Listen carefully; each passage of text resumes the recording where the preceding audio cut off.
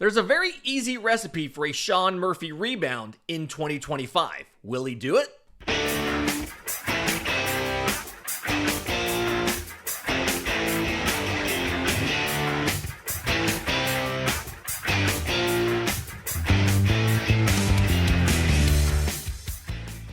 Yes, welcome on in to Braves Today, your source of news, notes, and updates on your Atlanta Braves. I'm your host, Lindsay Crosby. You can follow me on Twitter and Blue Sky at Crosby Baseball. You can follow the show on Twitter, Braves_today. We have a Facebook page and an Instagram as well. And you can find all my written work, bravestoday.com. That's the Braves Today Substack, as this is both a podcast and a newsletter. We've talked about the outfielders in position player preview week. We've talked about the infielders, both the corners and the middle infield. We talked about DH with Marcell Ozuna. And today is the catchers. And this one's really interesting because we know up front the situation for 2025, right? The goal is Sean Murphy should be playing 5 days a week. You've got a couple veteran options behind him as the backup catcher and top prospect Drake Baldwin knocking on the door of the majors. But let's look at what the projection systems think is going to happen and what needs to occur for the catching position to be additive for the Braves in 2025. And it all comes down to Sean Murphy regaining his form, right? When Atlanta made the trade, this was a situation where Murphy was a very talented defender, one of the best defenders behind the plate, and had a lot of offensive promise. His best full season was that final year in Oakland.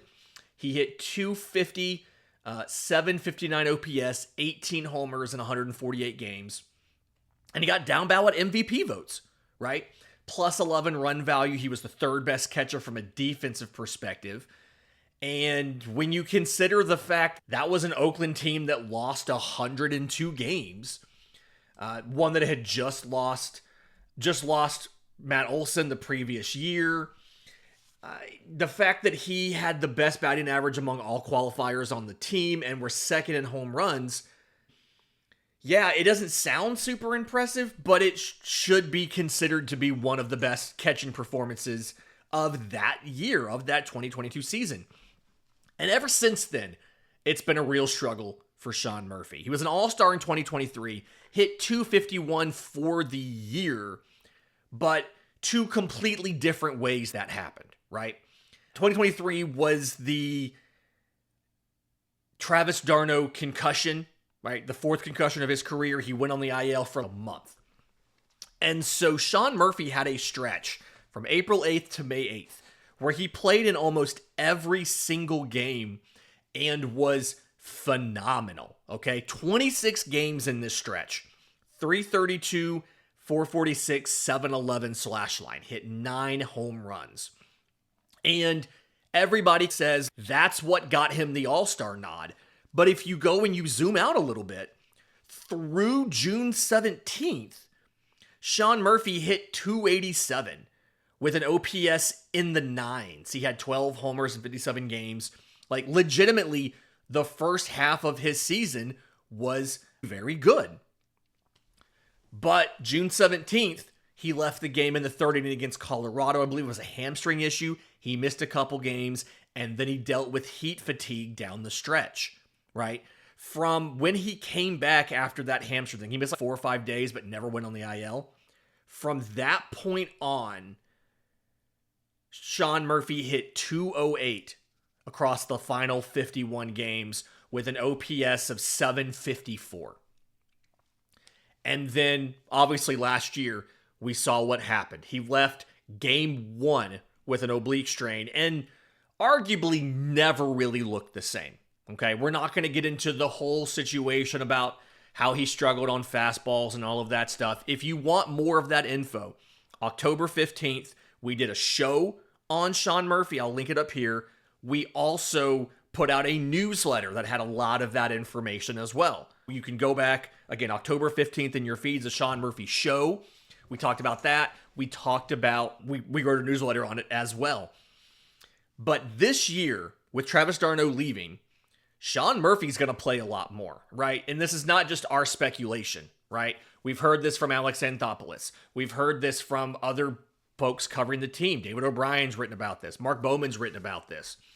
The expectation for Sean Murphy is he's going to play every 5 games, 5 straight games before he gets a day off, something like that. You'll probably see a scenario if Atlanta, let's say Atlanta has a 6-game homestand. Typically, if the first series does not have a getaway day game, right? It's 3 night games in a row. And then the next series is 3 night games in a row. Or sorry, it's 2 night games and then a Sunday early afternoon game. The goal is going to be for Murphy to start 5 of those 6, right?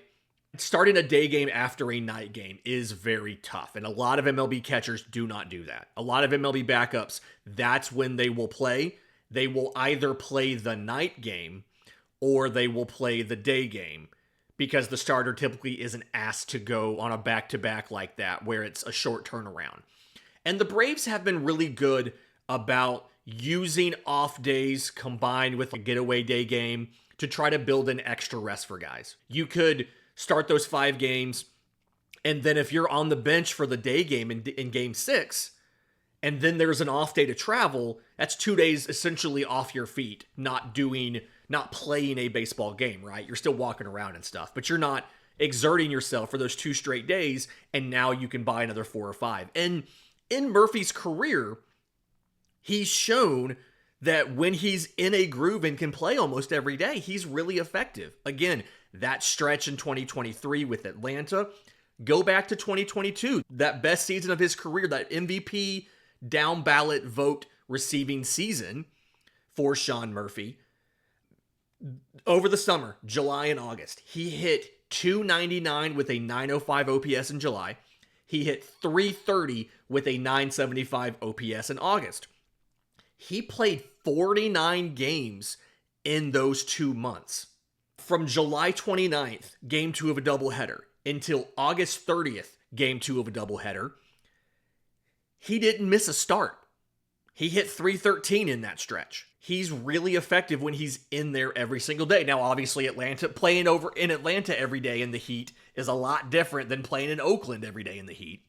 But Sean Murphy does a lot better when he plays almost every single day. And both Zips and Steamer think that Sean Murphy is going to get enough play time to get back to his career norms at the position. Both Zips and Steamer have Murphy coming in over 100 in games. I think it's 106 for Zips, 101 for Steamer.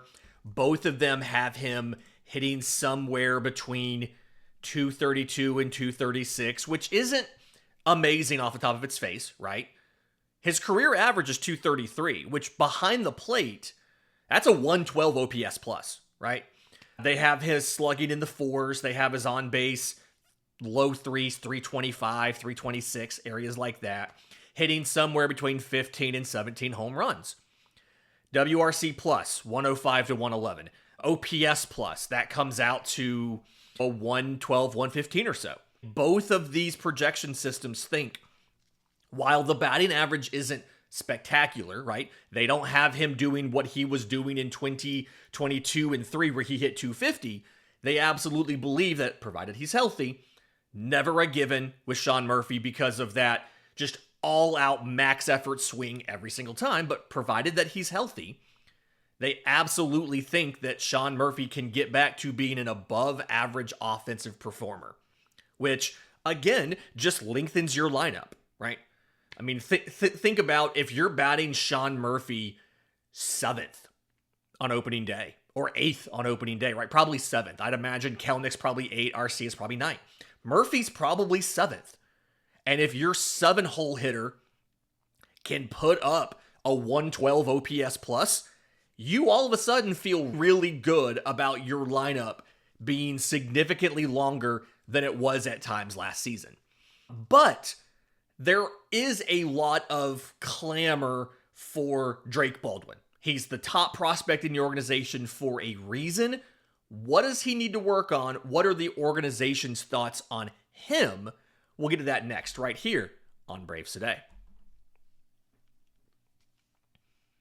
Welcome back to Braves Today. Lindsay Crosby talking about the projections for Atlanta's catchers in 2025. And a lot of people want Drake Baldwin to be up and take playtime away from Sean Murphy, right? They've looked at the injury issues Murphy's had, the underperformance. He did bat 193 last year. And people are asking, now that Travis d'Arnaud's gone, they're asking for Drake Baldwin to come up and be the primary starting catcher. And I think the issue you have there is he is very promising from an offensive perspective. But two things can be true at once. He's promising from an offensive perspective, and he's also very inexperienced in the high minors behind the plate. And Alex Anthopoulos has specifically said when it comes to young catchers, his personal preference, and obviously his preferences dictate what the organization does, his personal preference is for a young catcher to get as much development time in the minors as possible, right? And people will say, yeah, he has 75 games in AAA. What I don't think a lot of folks understand is he wasn't behind the plate for all of those, okay? Drake Baldwin has caught 45 games in AAA behind the plate, okay? In AA, he added another 42. So he has 117 games behind the plate in the high minors in his career. Catcher is already one of the toughest positions to play from an information standpoint, from an athleticism standpoint, from a durability standpoint. And to throw him into the fire at the major league level, when you have a guy who has shown in his career that he can take high workloads and can be very effective, is doing Drake Baldwin a bit of a disservice, right? Now, I do think if Sean Murphy were to get injured and one of the major league backups, or both of them or whoever, struggled to be the guy every single day, then Atlanta would consider calling up Baldwin and letting him play every single day. But what kind of development can Drake Baldwin really get if you call him up to be the backup behind Sean Murphy? Even if you give him a more frequent timeshare and he's playing every third game, the whole Travis d'Arnaud 1A, 1B thing. If he's playing every third game while Murphy plays 2, what kind of development you're getting over a full season? You're getting 50 games for Drake Baldwin behind the plate. And it's very difficult to get the necessary reps when you're on the bench more than you're on the field. In my mind, the way that Atlanta needs to progress with Drake Baldwin in 2025 is he needs to get as much time behind the plate as possible. And the way to do that is to leave him in Gwinnett unless Sean Murphy is out injured and the veteran backups you have in the organization, whether it's Chadwick, Tromp, Curt, Casali, we're talking about them in the next segment, or Sandy Leon or whoever, are not able to be respectable at the major league level. If those guys struggle defensively and also hit 125 at the major league level, then yeah, call Drake Baldwin up, let him play 3 or 4 straight days in the majors and get those reps at the highest level. That's fine. But it doesn't make a lot of sense to call him up, put him on the 40-man roster, so you have to make a 40-man roster spot, and then potentially lose some of your backups, we'll get to that in a minute, just to have him ride the bench 2/3 of the time. It's not a similar situation to William Contreras and Travis d'Arnaud. Because, one, you didn't have an established everyday outfield, or designated hitter at that time. Marcell Ozuna was still playing the outfield. And so because of that, William Contreras could be in the lineup at DH quite a bit. I think he actually might have been the most or second most used DH that season was William Contreras. Additionally, the difference in these two guys is, unlike William Contreras, there are good reviews on Drake Baldwin's defense. Again, he's still pretty inexperienced, but The Baseball America write-up they just did when they called him Atlanta's #1 prospect. The quote there, he's a steady, reliable defender, receives the ball cleanly, while his arm strength might be a little bit below average. Quick release, solid accuracy. The Braves, this is a quote here, the Braves were excited about the strides Baldwin made in his relationships with pitchers, and some external scouts view his ability to manage a staff as his carrying defensive tool. And when a scout talks about a carrying tool, they mean this guy is good enough at this one specific thing where he can be in the majors even if everything else is below average, right?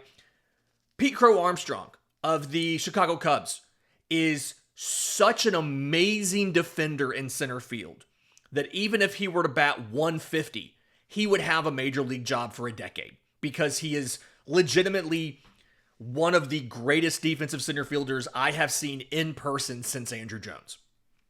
Andrelton Simmons' defense was so amazing that it didn't matter that he wasn't a good hitter because his defense was so great.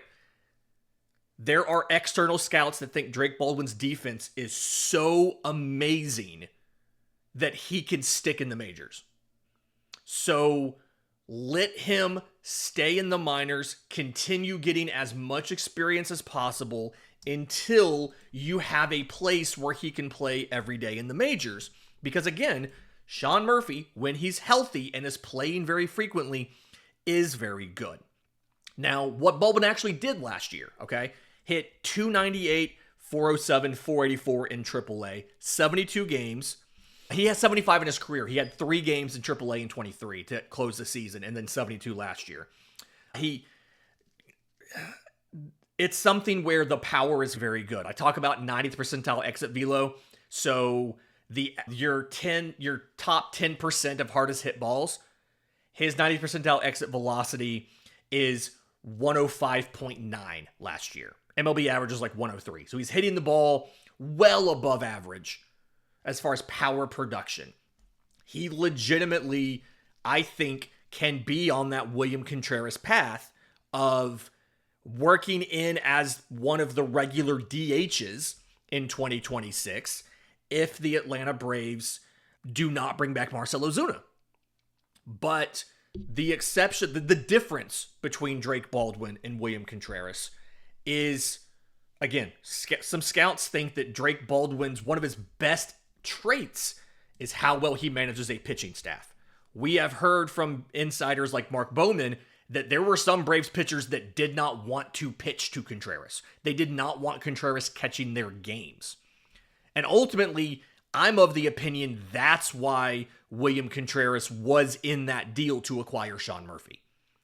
Because the organization knew, if Bowman's report is correct, that guys just didn't want to work with Contreras because he was that iffy defensively. And the Brewers are very good at coaching catcher defense. They're very good at improving that. Back on the prospect pod I used to do, we used to call that the Brewers had catcher devil magic. William Contreras looked a lot better defensively. He did regress some last season defensively from 2023. The difference here in these two guys, both of them, their bat can play at the major league level and can probably do it right now. Contreras didn't have a defensive future in Atlanta. Baldwin absolutely does. This is entirely a situation where your DH could be one of these two guys almost every day in 2026. Let him get as many reps as possible in the minors so that when he does come up, you don't lose anything defensively by putting him behind the plate in place of Sean Murphy when they rotate through. The two projection systems are actually torn on how they think he'll do. Zips thinks he's going to get 105 games. He'll bat 234 with a 97 WRC+. Steamer thinks he's only going to get 32 games and bat 237 with a 92 WRC+. Both of them see a little bit of a learning curve for Drake Baldwin when he comes up, but they both think he'll be up. The big question is how much time will they spend? I'm of the opinion that Atlanta's going to stick with one of the two veterans to start 2025. And Baldwin, if he comes up, it'll be later in the year, either if there's an injury to one of the backup catchers, or if Murphy goes down for more than a couple days, then Baldwin would come up and would be the interim starter until Murphy was back. But let's talk about those two expected backups, Chadwick Tromp, Curt Casali. We'll do that next, right here on Braves Today. Final segment of Braves Today for Thursday, talking about the catchers and what to expect from them this year. And spoiler alert, neither Chadwick Tromp or Curt Casali are major league starters. They're perfectly fine to be the backups. These are the guys that you are, if they have to step in and finish a game, you're fine with it. You don't care. If they have to take an extra couple starts over a weekend because you're holding Murphy out because he took a bat to the helmet or something, it's not a big deal. But you probably don't want these guys starting every day. And the big question for me is going to be who's going to be the starter. Who's going to be the major league backup? And who's either going to be passed through waivers to get to the minors or be claimed by somebody else. Chadwick Tromp does not have options. Curt Casali, an older veteran, obviously does not have options. One of them is probably going to leave your organization if he doesn't win the job in spring training. And I do think Chadwick Tromp's the favorite here, okay? Career 232 hitter, only 151 career at-bats. He's really not here for his offense. Chadwick Tromp is actually pretty well respected and experienced with this staff. He's been in the organization for a few years now. And so because of, I want to say it was 22 maybe, was his first year with Atlanta. And so because of that, the major league level, these pitchers know Chadwick Tromp. A lot of these young pitchers who are coming up, whether it's AJ Smith-Shawver, whoever it might be out of Gwinnett, they've been throwing to Tromp the last couple seasons. They know Chadwick Tromp as well. In his Cy Young acceptance, Chris Sale actually specifically mentioned and thanked Chadwick Tromp for what he did, for his work behind the plate. He was the backup while Murphy was on the IL. I want to say Tromp got 19 starts maybe, or 16 starts, 19 games for Atlanta, had 140-something innings last season. Again, d'Arnaud took the majority of that time, but Tromp was in there every couple days. It'll be a similar but less frequent cadence with Murphy as the starter. Steamer projections here.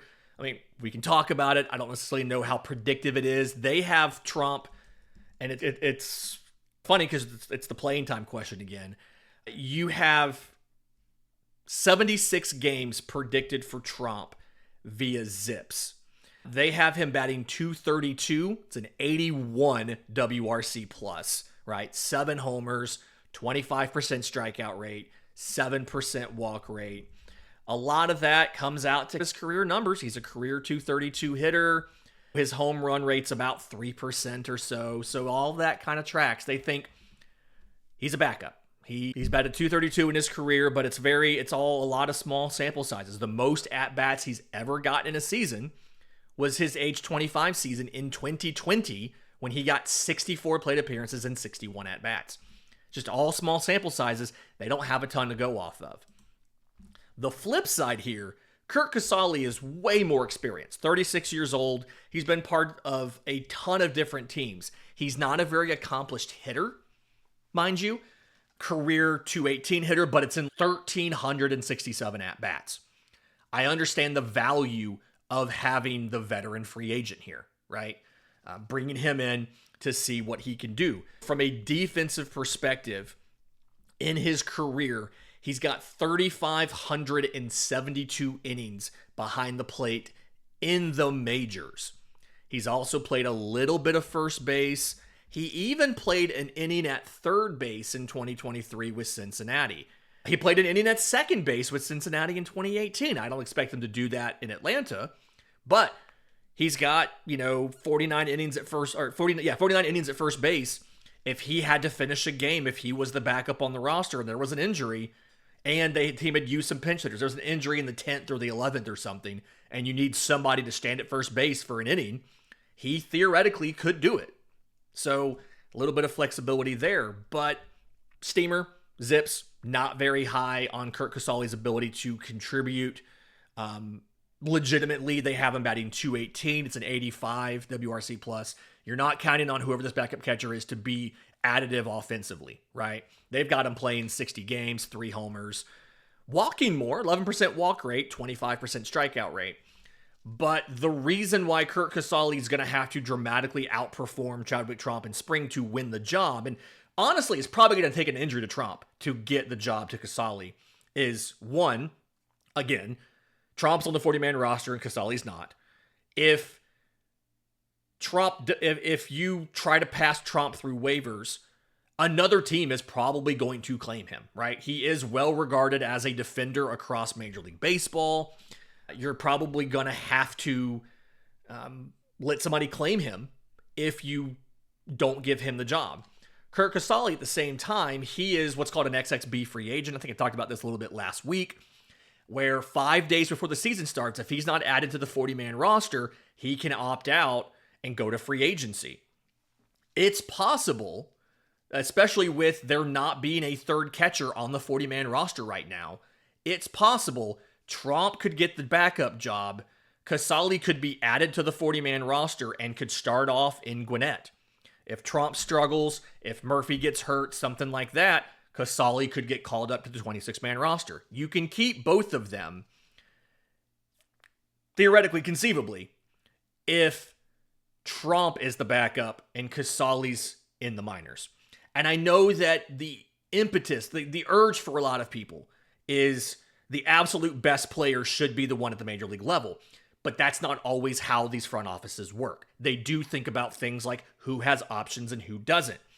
If we keep the guy on the major league roster who has options, and we're willing to get rid of the guy that doesn't, if you have an injury, now you have less depth in your organization. And AA's gone on the record as saying he does not want a repeat of what happened in 2021 with the Braves, because they had so many injuries behind the plate that they used a ton of catchers. Here are all of the guys who played catcher for the Atlanta Braves in 2021. Travis d'Arnaud, William Contreras, Kevin Smith, Alex Jackson, Stephen Vogt, Jonathan Lucroy, Jeff Mathis. Ever since that happened, AA has been scarred. And they've kept 3 catchers in Gwinnett almost all year, so that if there's a major league injury and you call up Chadwick Tromp, they still had multiple other catchers down in Gwinnett.